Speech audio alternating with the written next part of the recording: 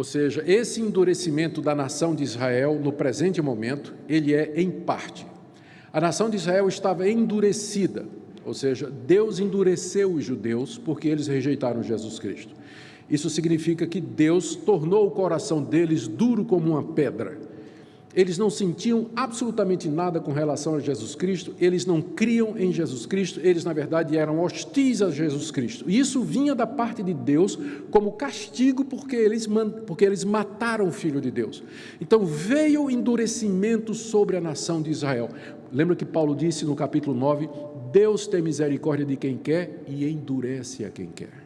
Então veio esse endurecimento sobre a nação de Israel, que Paulo conhecia tão bem, dadas as vezes em que ele pregou numa cidade e saiu de lá apedrejado pelos judeus, perseguido pelos judeus, quando não lançado na prisão e açoitado pelos judeus. Veio o endurecimento aos judeus como castigo de Deus por haverem rejeitado o Messias. O mistério é que esse endurecimento é em parte, o que significa duas coisas. Não são todos os judeus que foram endurecidos, ou seja, há um grupo pequeno de judeus que creu antes de Cristo, creu quando Cristo estava aqui e crê até o dia de hoje. Tem judeus que continuam crendo, mas o número deles é muito pequeno, por conta desse endurecimento que Deus trouxe sobre a nação como juízo pela rejeição do Messias. Então, mas o mistério isso é em parte, ou seja, não é a nação toda, mas um grupo remanescente fiel, eleito pela graça, crê no Messias.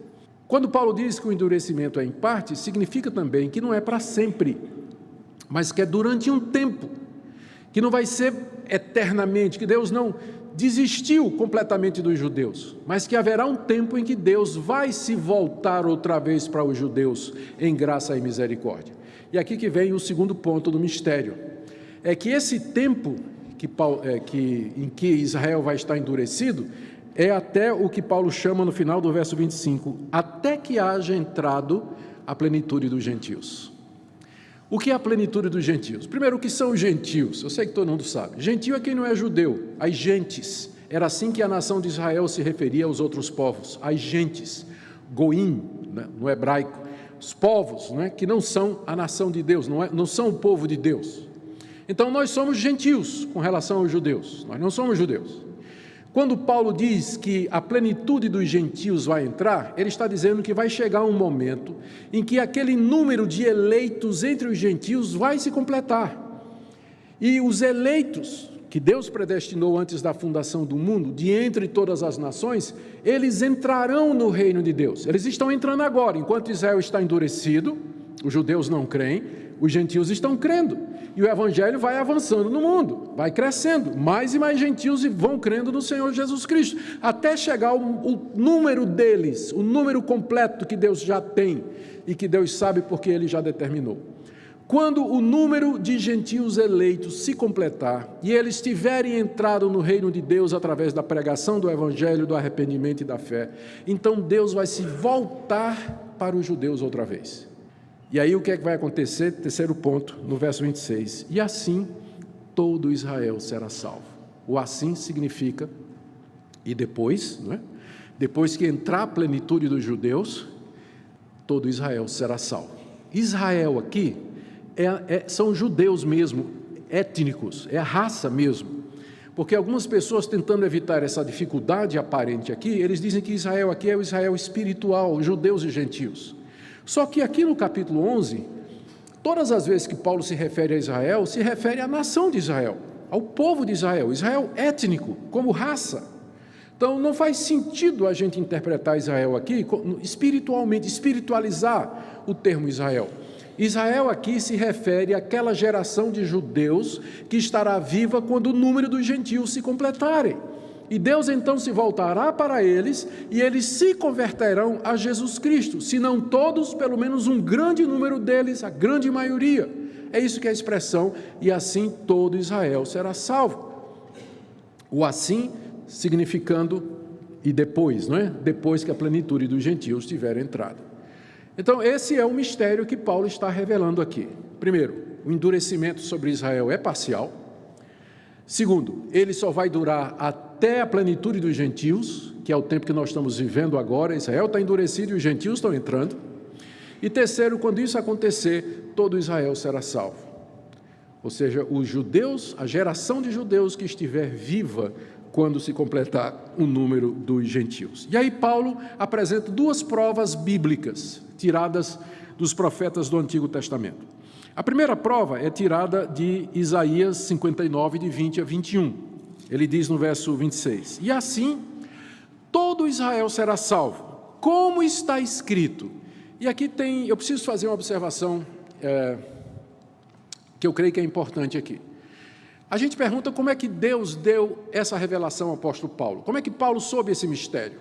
Qual é a fonte de informação de Paulo? Como é que ele sabia que o endurecimento sobre Israel é em parte, e que só duraria até a plenitude dos gentios, e que no final disso, então, os judeus se converteriam ao Salvador?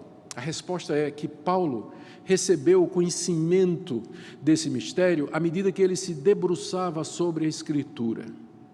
À medida que Paulo estudava o Antigo Testamento, que era a Bíblia disponível na época, à medida que ele meditava na palavra dos profetas, Deus iluminava o seu entendimento para que ele compreendesse o sentido daquilo que os profetas disseram.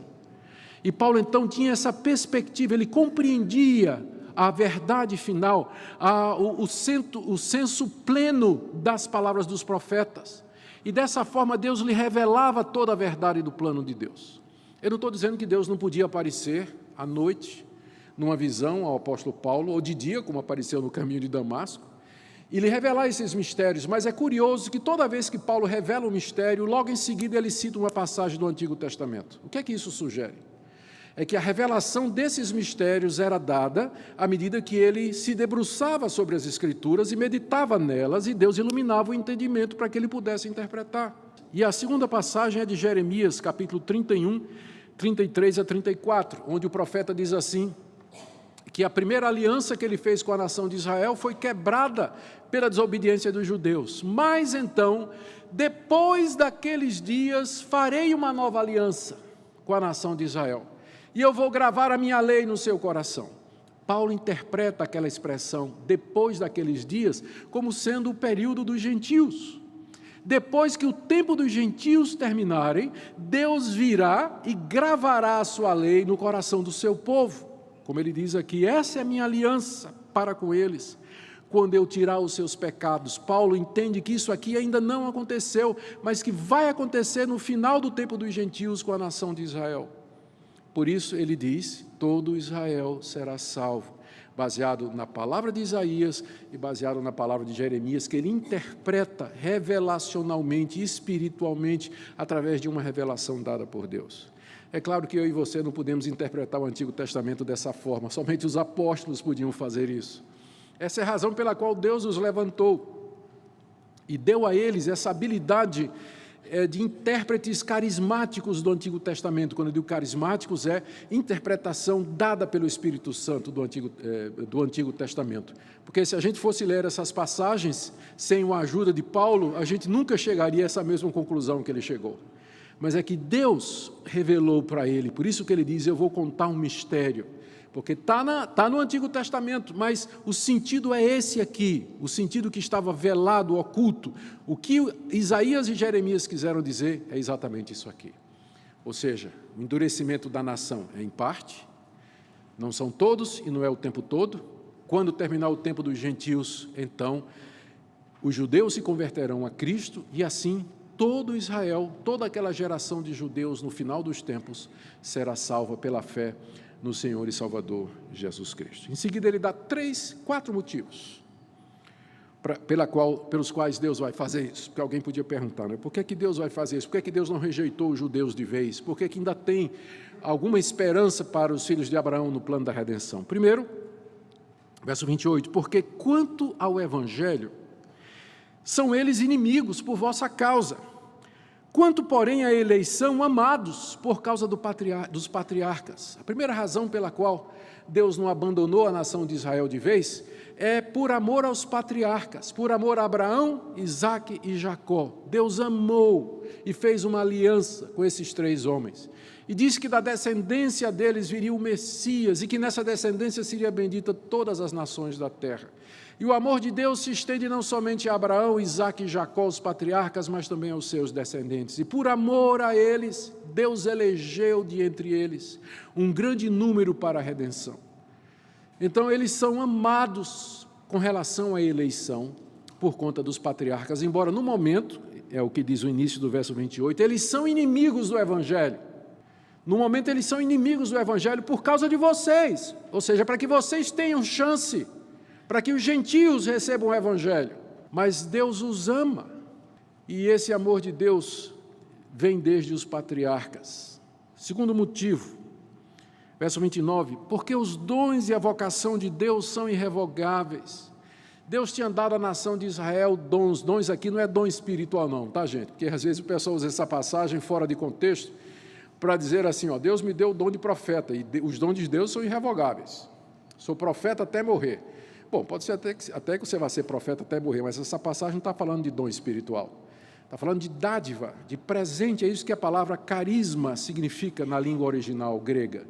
Olha os dons que Deus deu aos filhos de Abraão. Pertence-lhes a adoção, também a glória, as alianças, a legislação, o culto, as promessas, os patriarcas e deles descende o Cristo. Estes são os dons que Deus deu à nação de Israel, e eles são irrevogáveis. O chamado de Deus, a vocação de Deus, também está no verso 29, é irrevogável. Deus chamou Abraão e os seus descendentes para ser uma bênção para todo o mundo, e ele não pretende mudar de ideia. Por enquanto a nação de Israel está endurecida, mas Deus vai se voltar para eles no final dos tempos, quando terminar o número dos gentios. E eles se converterão em grande número e serão uma grande bênção para todo mundo, como Deus planejou desde o começo.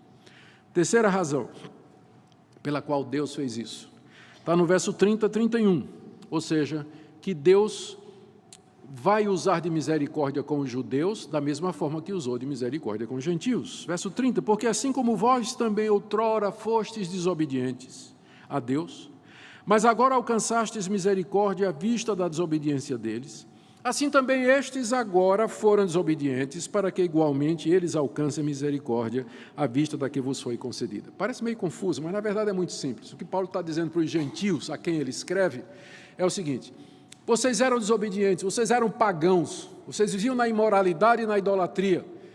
Entretanto, apesar da desobediência de vocês, Deus mostrou misericórdia, permitindo que o Evangelho chegasse até vocês. Vocês ouviram as boas novas, e mais do que isso, Deus moveu o coração de vocês, Deus iluminou o entendimento de vocês. Vocês creram no Messias, embora vocês não fizessem parte do povo eleito de Deus, a antiga nação de Israel, quis dizer isso. Embora vocês não fizessem parte do povo com quem Deus fez uma aliança, entretanto, Deus estendeu misericórdia a vocês quando vocês eram desobedientes. Ora, Deus vai fazer a mesma coisa com os judeus agora são desobedientes. Eles estão endurecidos, eles continuam a não crer no Messias. Então, da mesma forma que Deus usou de misericórdia com vocês quando vocês eram desobedientes, Deus também no futuro vai usar de misericórdia com os judeus à vista da desobediência deles no presente momento.